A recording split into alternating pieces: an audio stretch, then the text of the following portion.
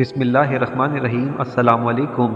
آج کی ویڈیو میں وہ واقعہ جب قریش نے نبی کریم صلی اللہ علیہ وسلم کو دعوت دین سے باز رکھنے کے لیے عورت اور دولت کے ڈھیر کی پیشکش کی۔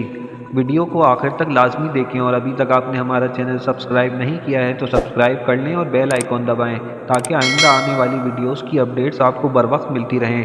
حضرت جابر بن عبداللہ رضی اللہ تعالیٰ عنہ بتلاتے ہیں کہ ایک روز قریش مکہ نے باہم مجلس کا انعقاد کیا تاکہ محمد صلی اللہ علیہ وسلم کا کوئی بندوبست سوچیں۔ گفتگو کے دوران قریش کہنے لگے، کوئی ایسا شخص تلاش کرو جو تم سب سے بڑھ کر جادو جاننے والا ہو، تم سب سے زیادہ کہانت سے واقف ہو اور تم سب سے زیادہ شاعری سے آگاہ ہو۔ لہٰذا اس شخص کو سامنے رکھ کر کوئی ایسا ماہر شخص محمد صلی اللہ علیہ وسلم کے پاس جائے اور اسے باور کرائے کہ آپ نے ہماری جمعیت اور اتحاد ختم کر ڈالا ہے، ہمارے گھروں کے معاملات کو بکھیر کر رکھ دیا ہے اور ہمارے دین میں عیب اور نکتہ چینی کرنے کی انتہا کر ڈالی ہے۔ پھر ہمارا وہ نمائندہ محمد صلی اللہ علیہ وسلم سے مزید گفتگو کرے اور پھر دیکھے کہ اس گفتگو کا محمد صلی اللہ علیہ وسلم کیا جواب دیتے ہیں۔ اس تجویز کو تسلیم کرتے ہوئے سب کہنے لگے، عتبہ بن ربیع اس مقصد کے لیے زبردست دانشور ہے، ہم نہیں جانتے کہ اس سے بڑھ کر کوئی اور اس مہم کا اہل ہو۔ لہٰذا سب اتفاق کرتے ہوئے عتبہ بن ربیع سے کہنے لگے، اے ابو ولید، تو ہی اس کا اہل ہے۔ اب ابو ولید عتبہ بن ربیع اللہ کے رسول صلی اللہ علیہ وسلم کے پاس چلا آیا اور پھر نبی کریم صلی اللہ علیہ وسلم اور اس کے درمیان یوں گفتگو ہوئی۔ عتبہ کہنے لگا، اے محمد صلی اللہ علیہ وسلم، آپ بہتر ہیں یا آپ کے والد محترم عبداللہ بہتر ہیں؟ آپ صلی اللہ علیہ وسلم خاموش رہے۔ عتبہ نے کہا، اچھا تو پھر یہ بتلاؤ کہ آپ بہتر ہیں یا آپ کے دادا عبد المطلب؟ آپ صلی اللہ علیہ وسلم خاموش رہے۔ عتبہ نے کہا، اے محمد صلی اللہ علیہ وسلم، اگر تو آپ کا خیال یہ ہے کہ یہ سارے لوگ آپ سے بہتر ہیں تو پھر سن لیجئے، ان لوگوں نے ان بزرگ مشکل کشاؤں کی غلامی کی ہے جن پر آپ نکتہ چینی اور تنقید کرتے ہیں۔ اس کے برعکس اگر آپ کا یہ خیال ہے کہ آپ ان سے بہتر ہیں تو پھر اس پر گفتگو کر لیجئے تاکہ ہم بھی آپ کی گفتگو سے آگاہ ہو جائیں۔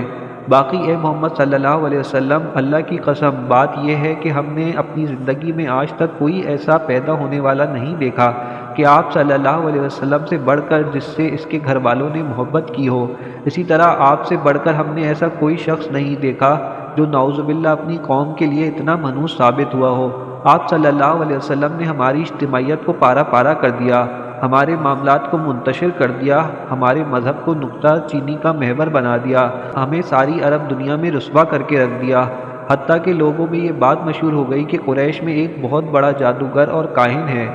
اب ہماری قوم کی صورتحال یہ ہو چکی ہے، جس طرح حاملہ عورت کے دن پورے ہو جاتے ہیں تو گھر کا ہر فرد منتظر ہوتا ہے کہ کسی بھی وقت اس کی چیخ نکلے گی اور وہ بچے کو جنم دے ڈالے گی، یہی حال ہماری قوم کا ہو چکا ہے کہ یہ لوگ آپس میں ایک دوسرے پر کسی بھی وقت تلواریں سوت لیں گے، حتیٰ کہ ہم ایک دوسرے کو جڑ سے اکھاڑ پھینکیں گے۔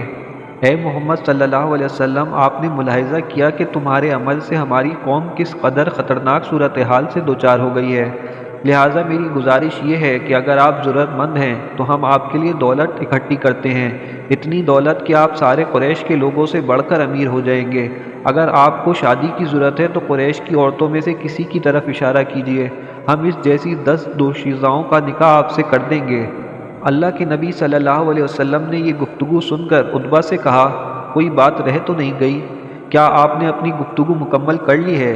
عتبہ نے کہا، ہاں میں نے اپنی گفتگو مکمل کر لی ہے۔ اب اللہ کے رسول صلی اللہ علیہ وسلم نے قرآن مجید پڑھنا شروع کر دیا اور سورہ حامیم سجدہ کی پہلی 13 آیات تلاوت فرمائیں۔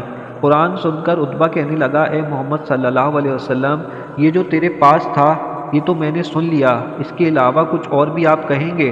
آپ صلی اللہ علیہ وسلم نے جواب دیا، بالکل نہیں۔ اب عتبہ یہاں سے اٹھا اور سیدھا قریش کی مجلس میں جا پہنچا۔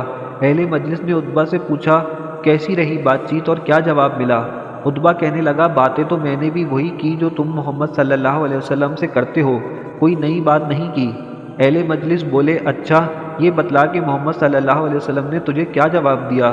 عتبہ کہنے لگا، اللہ کی قسم میری سمجھ میں تو کچھ نہیں آیا جو محمد صلی اللہ علیہ وسلم کہتے رہے۔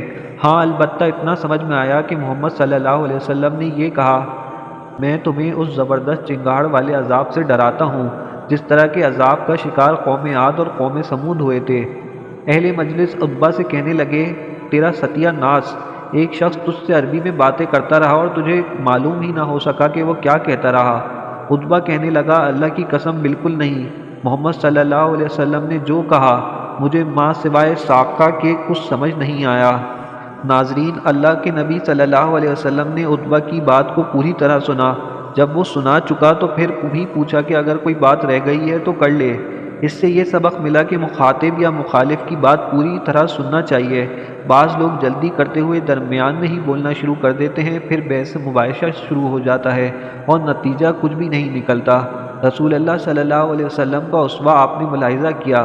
دراصل مخاطب یا مخالف اپنے اندر جو مواد بھرے ہوئے ہے وہ اگل دے تو پھر اس گفتگو کی روشنی میں اسے سمجھانا آسان ہو جاتا ہے اور اپنی بات زیادہ بہتر انداز سے بیان کی جا سکتی ہے۔ نیز اس طرح مخالف کو چپ کرایا جا سکتا ہے اور وہ بھی آرام سے بیٹھ کر سن سکتا ہے۔ اب وہ اس مصیبت سے دوچار نہیں ہوتا کہ میری تو بات پوری ہی نہیں ہوئی۔ اگر اس کی بات پوری نہ سنی جائے گی تو وہ اسی خلجان میں مبتلا رہے گا اور اس کی بات تو ابھی مکمل ہی نہ ہوئی تھی کہ حضرت بول پڑے۔ اللہ تعالیٰ اپنے پیارے رسول صلی اللہ علیہ وسلم کی سیرت کے ہر پہلو پر عمل کی توفیق عطا فرمائے، آمین۔